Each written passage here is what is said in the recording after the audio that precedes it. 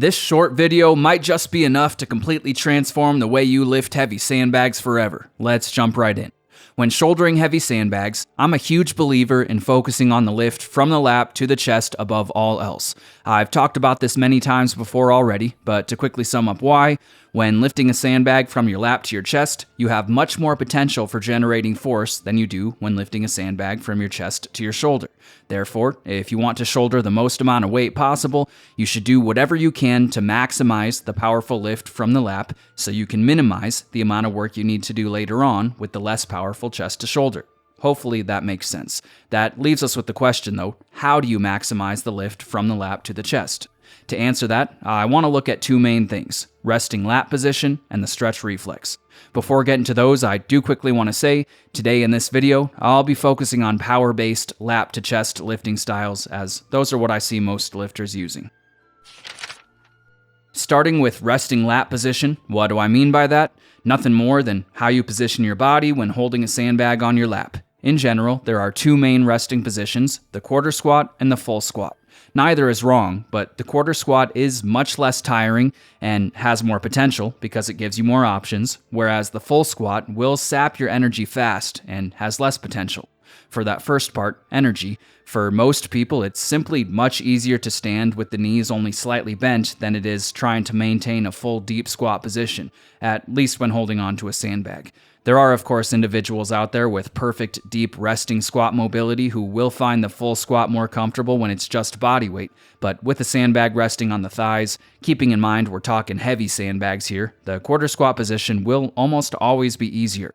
For that second part, potential, from a quarter squat position, you have the potential to go 1, down into a quad-loaded full squat position, 2, back into a hamstring-loaded bent-over position, or 3, you can stand up.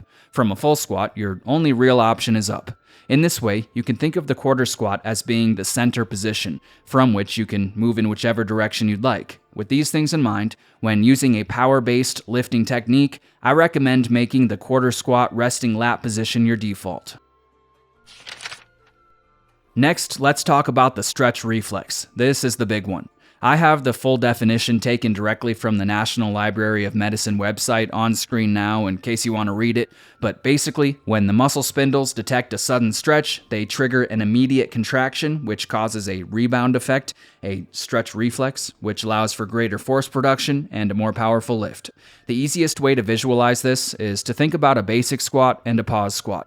When you squat down, then quickly reverse the motion, like you do during a basic squat, it almost feels like you're able to bounce out of the bottom position. That's the stretch reflex at work. When you squat down and pause for a couple seconds, however, that bounce goes away, and you have to squat back up from a complete dead stop, which is harder. Most likely, every single person will be able to squat more weight without the pause.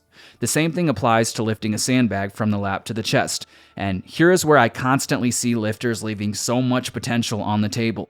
When you have a sandbag on your lap, if you just stand straight up, going directly from a dead stop to lifting the bag, you'll essentially be doing the sandbag equivalent of a pause squat. That's fine. You'll likely still be pretty strong lifting that way, and the lap to chest lift from a dead stop is a great accessory exercise in the same way a pause squat is a great accessory exercise, but if you want to lift the most amount of weight possible, you will never do it with this technique. No. To maximize the lift from the lap to the chest, you must make use of the stretch reflex. How do you do that? Well, let's go back to what I said earlier about the quarter squat resting lap position.